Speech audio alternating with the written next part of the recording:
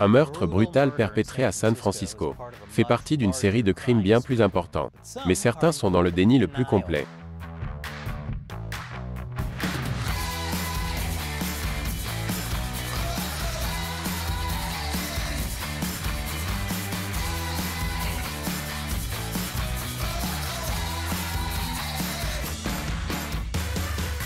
Bienvenue à l'émission Amérique dévoilée, je suis Chris Chappell. San Francisco est confronté à une vague de criminalité massive. Et nombreux sont ceux qui imputent l'augmentation du nombre de sans-abri, de toxicomanes et de voleurs aux politiques progressistes. C'est ce qui a motivé la révocation du procureur progressiste de San Francisco, Chesa Boudin, en juin dernier. Mais la situation n'est toujours pas aussi brillante. Au début du mois, l'ancien officier des pompiers de San Francisco a été agressé à l'aide d'un tuyau dans le quartier de la Marina. Et Bob Lee, le fondateur de Cash App, a été poignardé à mort. Il semblerait que ce soit à la suite d'une dispute au sujet de la sœur du suspect. Le meurtre de Lee a fait couler beaucoup d'encre. Mais est-ce la preuve que San Francisco a sombré dans l'abîme? Ou s'agit-il simplement de désinformation?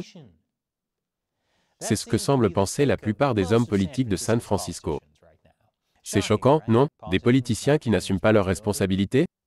Tout cela est lié à ce tweet d'Elon Musk en réponse au meurtre de Lee.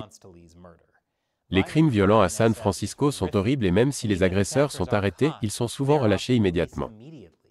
La ville prend-elle des mesures plus énergiques pour incarcérer les récidivistes violents? Le procureur de San Francisco, Brooke Jenkins, n'a pas apprécié. Elle a reproché à Musk d'avoir publié un tweet imprudent et irresponsable. Et l'a accusé de diffuser des informations erronées. Je dois souligner que des déclarations imprudentes et irresponsables, comme celle contenue dans le tweet de M. Musk, qui suppose des circonstances incorrectes concernant la mort de M. Lee, servent à tromper le monde dans sa perception de San Francisco, et ont également un impact négatif sur la poursuite de la justice pour les victimes de crimes, car elles répandent des informations erronées à un moment où la police essaie de résoudre une affaire très difficile. Et maintenant, il ne s'agissait pas d'un meurtre. Il s'agissait du tweet de Musk. Et presque tous les politiciens et bureaucrates de San Francisco avaient quelque chose à dire à ce sujet. La maire de San Francisco, London Breed, a déclaré qu'il était trompeur de dire que San Francisco n'était pas sûr. Dire que San Francisco n'est pas une ville sûre sur la base d'un incident isolé, ce n'est pas une évaluation juste. C'est triste parce que je pense que San Francisco est une cible depuis si longtemps et qu'elle est utilisée comme exemple. Parce que nous sommes innovants, nous sommes créatifs, nous proposons un certain nombre d'idées qui sortent des sentiers battus et un certain nombre d'autres idées pour faire avancer le changement au sein de nos communautés. Et je pense que malheureusement, vous savez, avec le président précédent, c'était une cible. Wow, impressionnant, elle a réussi à transformer le tweet de Musk sur un meurtre en une attaque contre Trump. Innovante, hors des sentiers battus. Comme leurs autres idées innovantes. Par exemple, la patrouille des crottes. Le superviseur de San Francisco, Aaron Peskin, a rapidement souligné que l'incident n'était pas un meurtre aléatoire puisque le suspect connaissait la victime. Le chef de la police de San Francisco, Bill Scott, a quant à lui déclaré « Il s'agit davantage de la nature et du comportement humain. Cela aurait pu se produire dans n'importe quelle autre ville. Oui, cela aurait pu se produire n'importe où. Mais c'est arrivé à San Francisco. » Maintenant, l'idée qui circule que San Francisco a un problème de criminalité n'est que de la désinformation de droite, poussée par des gens comme Musk et Trump. Et les grands médias veulent que vous sachiez que la criminalité est en fait en baisse à San Francisco. Mais attendez, est-ce vrai? J'y reviendrai après la pause. Bienvenue à tous. Le meurtre de Bob Lee a suscité de nombreux débats sur la criminalité à San Francisco. Certains voient dans la mort de Bob Lee un symbole de la criminalité galopante à San Francisco, tandis que d'autres affirment que les données ne vont pas dans ce sens. Après tout, la criminalité est loin d'être aussi grave qu'elle l'était autrefois. Selon le commissaire de police Kevin Benedicto, la criminalité est à un niveau historiquement bas, et il est injuste de présenter San Francisco comme étant au milieu d'une vague de criminalité. De son côté, Madame Breed, maire de San Francisco, a souligné que le taux de criminalité global de la ville était en baisse. De quoi s'agit-il, je me le demande?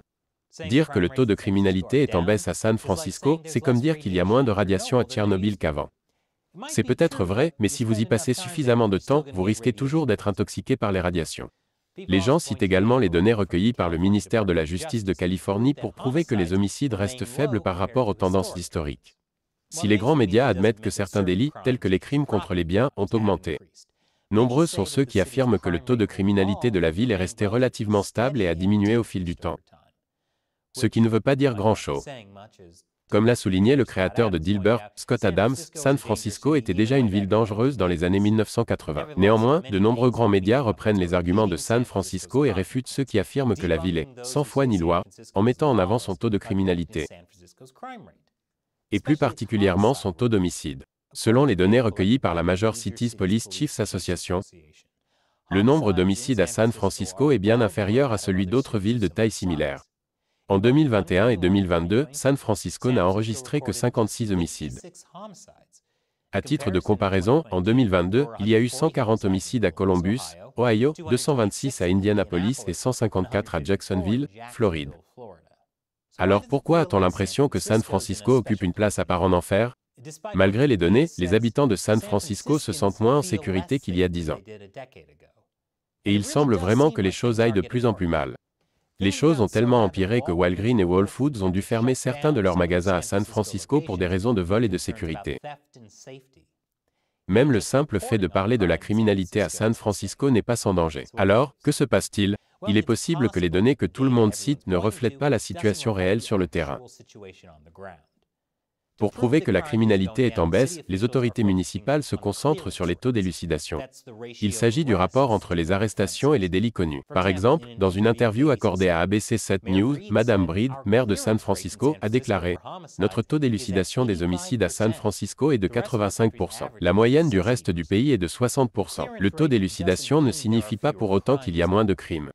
Il signifie simplement qu'un pourcentage élevé de délits signalés aboutit à l'arrestation d'une personne, et ce, uniquement si le délit est effectivement signalé. Mais selon un ancien procureur de San Francisco, la criminalité est pire que ne le montrent les données.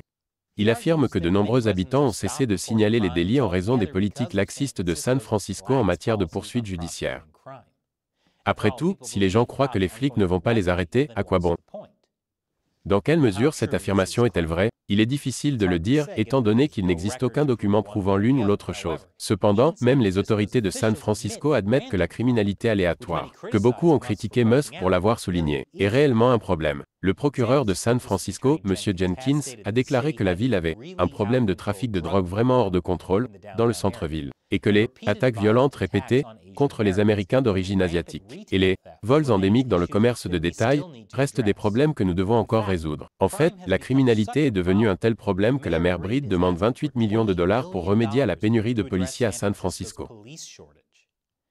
C'est un virage à 180 degrés par rapport à 2020, lorsqu'elle avait demandé une réduction de 120 millions de dollars du budget de la police. Il est de plus en plus courant à San Francisco de revenir sur sa décision de réduire le budget de la police. Les hommes politiques de San Francisco peuvent donc faire toutes les déclarations qu'ils veulent, même si le taux de criminalité de San Francisco est réellement bas par rapport à d'autres villes et à des records historiques. Mais quand les gens sur le terrain voient des choses comme ça, et ceci, la ville ne donne vraiment pas l'impression d'être sûre. Que pensez-vous de la criminalité à San Francisco? Laissez vos commentaires ci-dessous. Et si vous aimez cette émission, n'oubliez pas que nous dépendons principalement du soutien direct de téléspectateurs comme vous. Il suffit $1 par épisode sur notre site de financement participatif Patreon. Visitez patreon.com/americauncovered pour en savoir plus.